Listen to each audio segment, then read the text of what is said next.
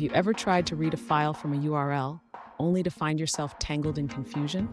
It can be tricky, right? If that's you, then you're in the right place. Today, we're diving into the idiomatic way to read files using a file scheme URL. I totally get it. You want to read a file from a URL, but the methods can be a bit convoluted. You're not alone in this struggle. Many developers face similar challenges when dealing with file scheme URLs.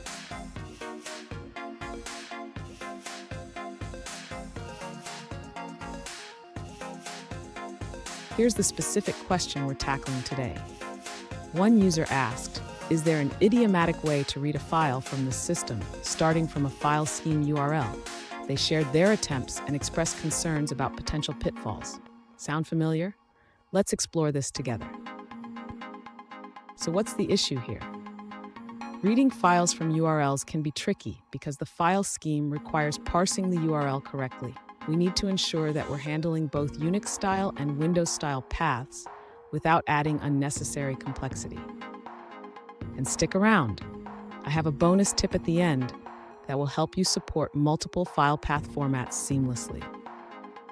To read a file from a URL with a file scheme, the user should start by parsing the URL.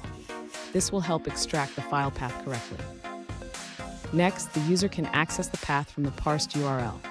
This is crucial because the ReadFile function requires a file path, not a URL.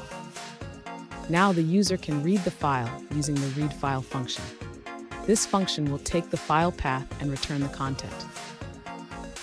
To support both Unix and Windows file paths, the user should ensure that the file path is formatted correctly. This can be done by normalizing the path.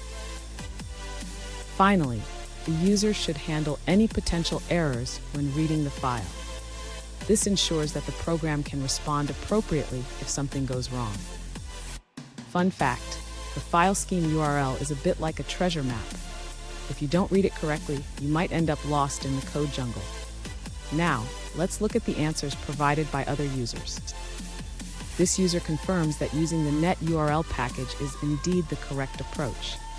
It effectively handles host names and paths across different platforms, while also allowing you to verify that the URL scheme is a file scheme. Here's the bonus tip I promised. Always validate your URLs before attempting to read files.